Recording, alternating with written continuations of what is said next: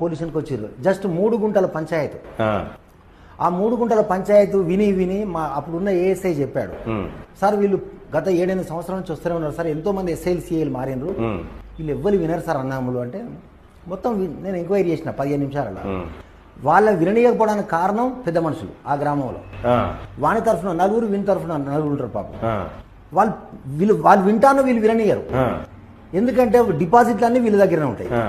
పంచాయతీ కూర్చున్నప్పుడల్లా 10,000 రూపాయలు తాగుడు పెద్ద మనుషులు ఇదే పని నడుతా ఉన్నది.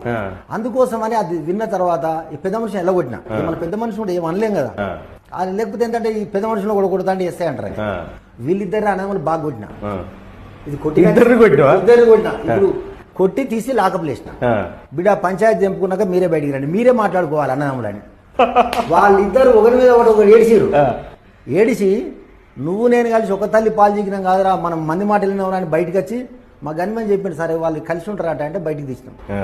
వాళ్ళన్న మాట ఇప్పటికీ నాకు గుర్తుంది. ఈ తన్నుడేదో 8 ఏళ్ల కింద అప్పుడున్న ఎస్ఐ అంతే, మాకు 10 లక్షలు మిగులు సార్ అన్నాడు. అంటే ఒక్కొక్కరి 3 లక్షల రూపాయలు ఈ ఓన్లీ డిపాజిట్లకు, ఈ ఖర్చులకు, అందరి పోలీస్ అధికారులకు అందరికి ఖర్చు అయినాయని చెప్పారు.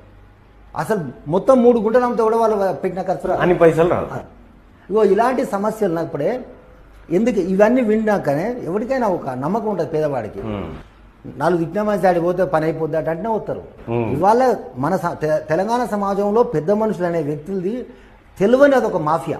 ఎట్లయితే ఇసుక మాఫియా ఎట్లుందో, మిగతా మాఫియాలు ఎట్లున్నాయో ఇదొక మాఫియా లాగానే.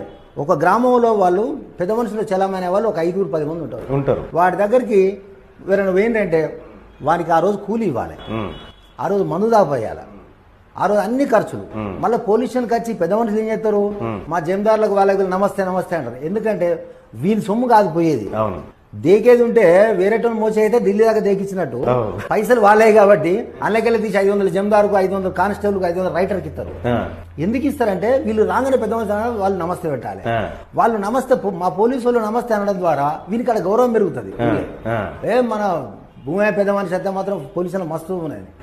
ఇలాంటి ట్రిక్స్ ప్లే చేస్తూ పాపం సామాన్య జనాన్ని చేస్తారు. కాబట్టి నేను గ్రామాలలోకి వెళ్ళి మీరు ఎవ్వరు ఏ పని ఉన్నా డైరెక్ట్ నా దగ్గర రండి, లేదంటే నేను గ్రామాలలోకి వచ్చినప్పుడు ప్రజా కోర్టు పెడతాను.